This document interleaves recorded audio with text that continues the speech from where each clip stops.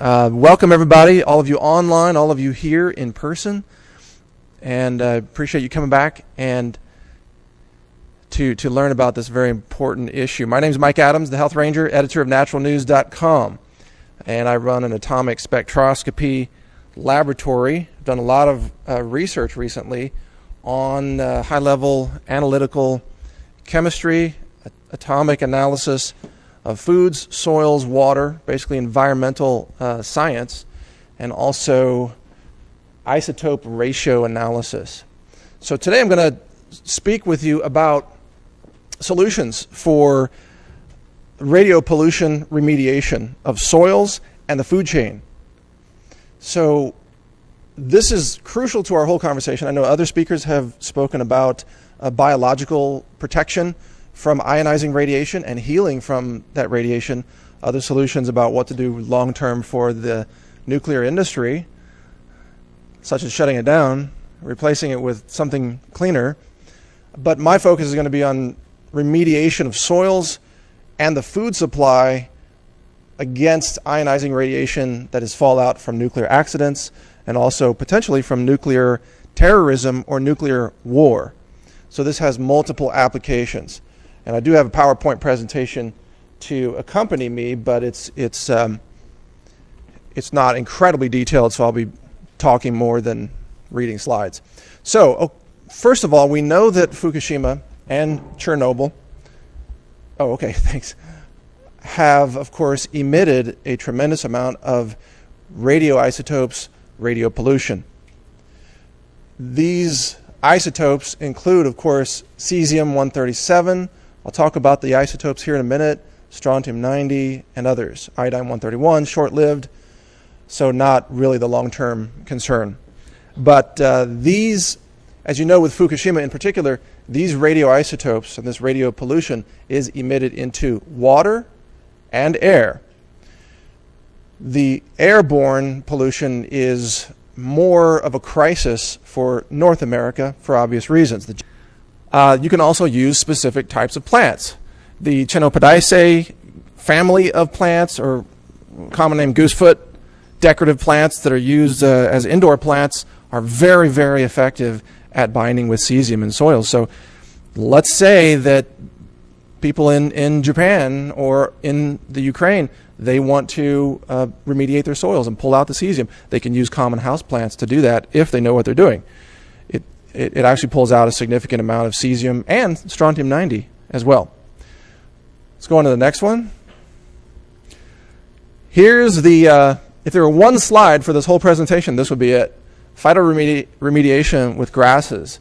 The Bahia grass, Johnson grass, and switchgrass, when they're inoculated with the correct mycorrhizomes, they absorb 42% to 72% of cesium-137 in healthy soil. Again, not high clay content soil, but healthy soil with good aeration, a fair amount of what I call soil fiber. It's not compacted. It's got space so the roots can get in there. But with these grasses and the correct strains of fungi, you can actually pull cesium out of these soils. And then, of course, you got to figure out what to do with those grasses. Obviously, you don't want to burn them. That would not be a good idea. Not good. Yeah, right. Here we are in Central Texas burning our grasses to get rid of the cesium. No, not a good idea. You would, of course, need to find a solution for that, and I don't know that there's any kind of a national solution or even regional solution. Where do you take toxic elements? I live in Central Texas, and one time I had ordered some lab instrumentation from a university, and they shipped it to me, and it was loaded with liquid mercury. And they shipped it UPS, and when I opened the box, there was mercury all over the box. I said, "Are you kidding me?" And so I tried to call around to find who does toxic waste disposal in Central Texas. There is nobody. Doesn't exist in Central Texas, just so you know. So I'm still sitting on this massive vat of mercury, trying to figure out exactly what to do with it. Yeah, thank you. Yeah. Shot glasses of mercury. No, that's, we'll leave that for the students in dental school to have their mercury. Yeah, you know how that happens. All right, let's go on. Okay, Here's another remediation strategy to keep cesium-137 out of the food supply. This is very important. Let's talk about Prussian blue. Prussian blue is a synthetic chemical pigment that's used by artists. It's a very beautiful blue color, and it has great saturation. It's a wonderful paint pigment. It also happens to absorb cesium-137. Well, I should say it binds with it. The Journal of Environmental Radioactivity published this study on the feeding of Prussian blue to livestock, which prevents the cesium from entering the tissue of the cattle. And the way this works is very interesting. The cesium exists in the grasses. We already know that because grass is great at pulling cesium out of the soil. So let's say you've got cattle grazing on grass in the downstream from Fukushima or downstream from Chernobyl. The cattle, if they don't get Prussian blue, what happens is they absorb the grass.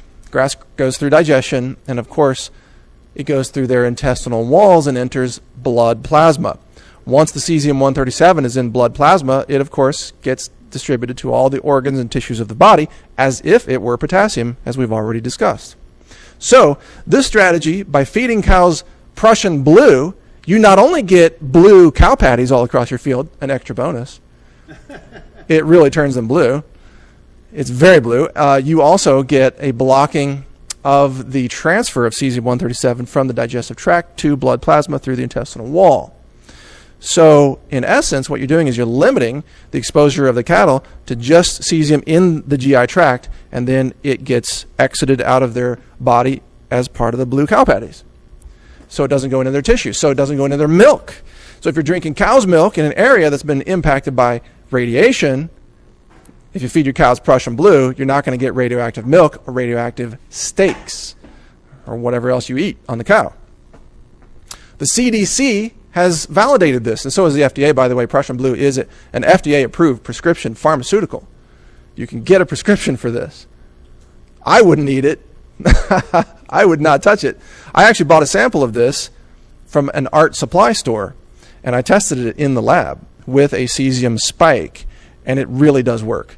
It's very effective. Yeah? Did you have? Does it make the cesium inert? I'll repeat that. The question is, does it make the cesium inert? No, it does not.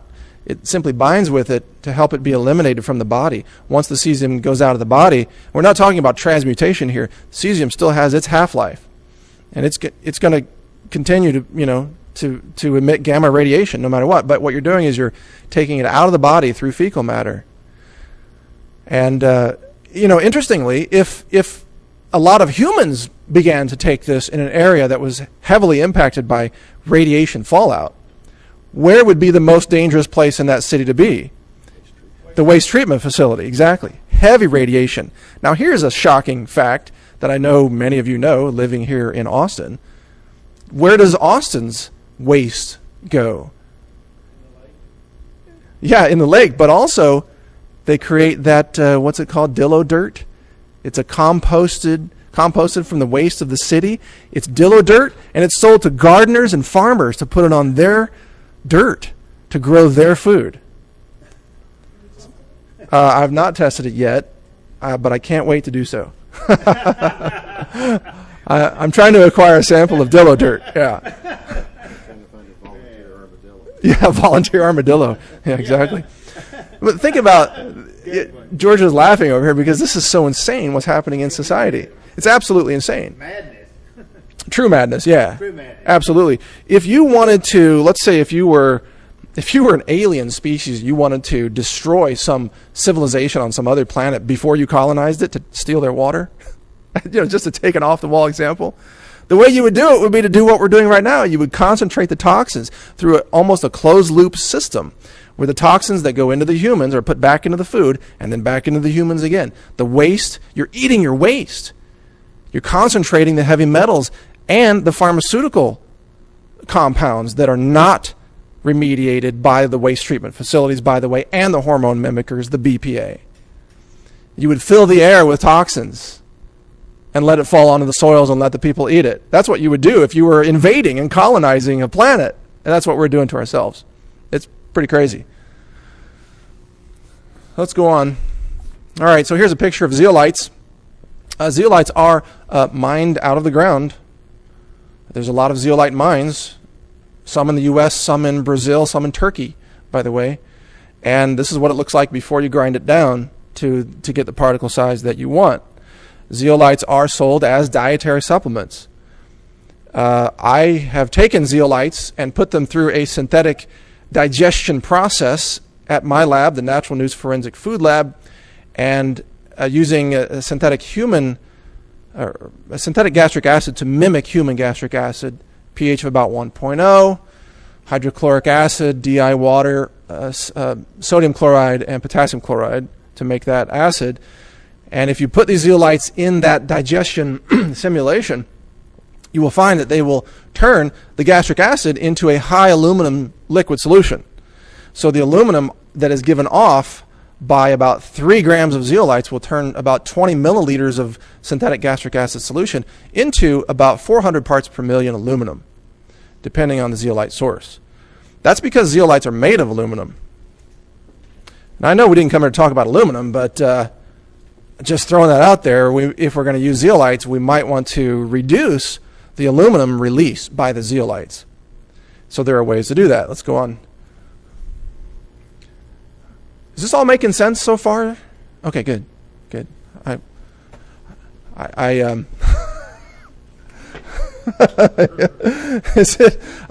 It's all based on good science, so absolute psychotic sense. Yeah, thank you. Thank you. Psychopathic sense. Thank you. Much appreciated. I released a video online one time about Wheaties cereals that you could lift the flakes with strong magnets because they use iron bits in the cereal to fortify it with iron. It's the breakfast of champions, exactly. And I had people online saying that you faked it. You must have faked it, green screen something, because I guess magnetism is so mysterious that it's. I mean, this is all basic science anyway. So zeolites do naturally absorb cesium-137, as I mentioned. They do emit aluminum and lead typically, and the smaller the particle size, the higher the amount of aluminum is released by zeolites. So good news is chlorella, a superfood, is actually a great remediator of dietary aluminum. And there are not very many substances that can do that because aluminum is very tricky to bind with and absorb in the GI tract. Now, lead remediation can be accomplished with dietary calcium combined with high fiber, but you have to be careful that your dietary calcium is not itself a source of lead contamination. So we've tested a lot of lead supplements. Guess what? Most of them are, we've tested calcium supplements that are almost like lead supplements. And many of them are contaminated. Even certified organic calcium dietary supplements can contain up to 5 parts per million lead. That's way too much. California Prop 65 limits lead intake to 0.5 micrograms per day from any one food. So obviously a 5 part per million calcium supplement, if you take 1 gram, you're getting 5 micrograms or 1,000% higher than the Prop 65 limit. 1,000% more. And of course, Health Canada has strict limitations as well. So be careful about that. Let's go on to the next slide. Okay, I'm not here to plug commercial interests, but I do want to tell you about my research. I'm donating my patents to the nonprofit Consumer Wellness Center. So there is no commercial result from this, but I want to tell you, in my lab, I've been able to develop formulas using GRAS materials that's generally recognized as safe by the FDA that capture dietary cesium-137 and bind with it and eliminate it from the body in much the same way that Prussian blue does. This formula is based on a zeolite that's a high particle size combined with other elements to virtually eliminate aluminum and lead releases by the zeolite. Also, I have a formula that I've developed in the process of patenting. You'll hear more about it soon at Natural News, that captures through the ion exchange chemical process lead, cadmium, mercury, tungsten. Not so great at arsenic though. Arsenic is captured through a third formula which is based on certain byproducts of the fruit processing industry that they are throwing away, that I've been able to find and test and find that they actually bind with arsenic. So the good news is, to summarize my presentation here, the good news is there are remediation strategies for soil. Most notably, fungi-inoculated grasses that can pull up to 70% of cesium-137 out of soils. So you can do that. There are remediation strategies for livestock. I know there's been a lot of concern about milk in cows, the milk in Oregon, and of course beef and other byproducts of livestock. Prussian blue may be something to very seriously consider in those areas where contamination is heavy. So there are livestock remediation strategies. And finally, there are remediation strategies that I'm pioneering the research on and getting patents on right now and donating to the nonprofit, which can be used for human remediation of dietary consumption of cesium-137. So if you hit those three areas, I think you've done a pretty good job. You can block these things in a human, you can block them in livestock, you can take them out of the soils.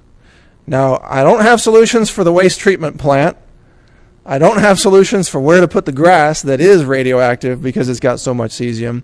And I don't have solutions for the nuclear industry except to say we need something else. But that's not my area of focus. This is my area of research. So with that said, do we have a few minutes for questions? Is that the format? Yeah, we have some. So if you take this blue dye substance that they use in paint, does it turn the milk blue? Yeah, good question. The question is, would Prussian blue turn the milk blue?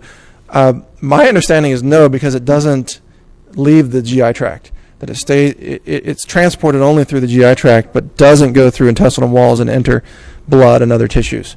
But the cesium would if it weren't otherwise. We have a question, a microphone up here. Questions. Exactly. The cesium would otherwise go through intestinal walls and go into blood plasma if it were not bound and captured and transported out. That's correct. This microphone is for questions. Yes. Right up here. Come on up. And George, you just let me know when we're out of time for questions. I'll take as much as you want. Yeah. You talked about binding, the methodology. Yes. Through your techniques are binding. Do you talk anything about chelating or oxidizing of these particular particulates? Well, I know that the process does not involve oxidation, fortunately, because I think that would enhance the release of it in the GI tract. Chelation term, I don't choose to use it because it has a very specific regulatory meaning by the FDA. So I'm not going to use that term.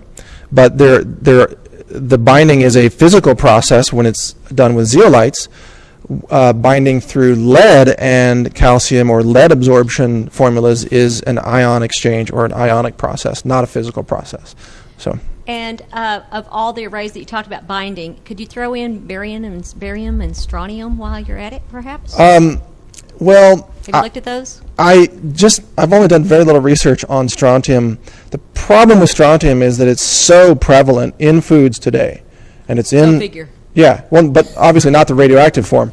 Strontium is so prevalent that when I started testing foods for strontium binding, there was so much strontium going into the vial and the simulated digestion that measuring any reduction of strontium was very, very difficult.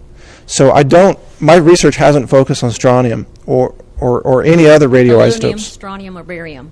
Nope. Interesting combination, right? Yeah, exactly. But my research is focused on cesium, which is the biggest concern for soils and food supply. Yes, I own a house in Japan that's in a contaminated area. Wow. And I'm wondering, when I looked into... Can you get into the mic a little more there? Turn it around a little bit. Turn the mic around. Yeah. Is this okay? Facing out towards the import. Yeah, there we go. Better. Perfect. Okay. When I looked into soil testing, Japan, I think it was running around $800 a sample. Wow. I'm wondering, for like an entire area, there's a lot of hot spots as well that it seems like you'd really need to test thoroughly for a typical house. I'm sure would go into tens of thousands of dollars. Absolutely. That price range. Are you seeing? Is this somewhere where technology is improving, where testing is getting better? It's just low volume to begin with, or why is it so expensive? I guess? Well, the instrumentation is, of course, very expensive, and the technical knowledge required to run the instrumentation is extensive. So the education of the people that run these. Okay. It's I don't think it's going to get much cheaper anytime soon. Of course, you've got those handheld devices, but they're not an accurate. They're just sort of like a yes no red flag type of thing. Right. The just benchtop laboratory equipment to do accurate gamma ray testing for foods can run you $50,000. Right. So I know I really don't see that changing much in the near future, unfortunately. So, He's got an okay. answer. If you'll send me a sample, I'll get it tested for you. Oh, okay. Okay, just All right. send me enough. I'll tell you exactly how much to send. Oh, thank you okay? very much. Yeah, and I'll tell you where to send it to. Okay, thank you. And just a quick follow-up. So if the testing is, well, except for that free sample, Yeah.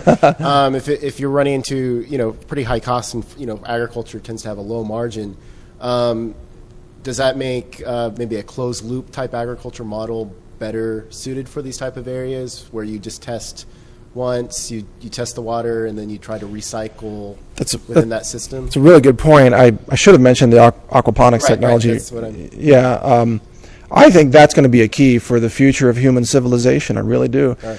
because your water loss is 1/20th of typical agriculture.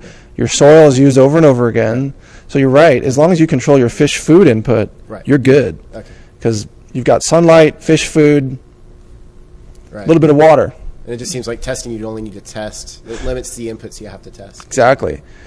I also believe that growing food in greenhouses, although it's very, very expensive, that is a surefire way to really protect yourself from fallout. And I think there's going to be an extensive commercial market for greenhouse-produced food that's certified free of radioisotopes and also heavy metals. I see that coming. Is it cheaper to test water? Because a lot of the systems would be dependent on your water source, or maybe some kind of filtration. Well, I don't think so. In a lab, it's easier to test water than food, but it's not. I don't think they charge much less for it. Okay. I don't know. All right. But good questions, though. Thanks for bringing those up. Sure. Across America, if America is more impacted, that these would become common knowledge, and you could share a hand of dirt with your friend. And yeah, that's inoculating. Yeah, you just work it into the soil. It's just like putting fertilizer into the soil. You can mix the fungi with water, and then you can dip the grass roots in the water, and then you can plant them that way. So we're done. Yeah. Okay. All right. Thank you very much. All right. Thank you.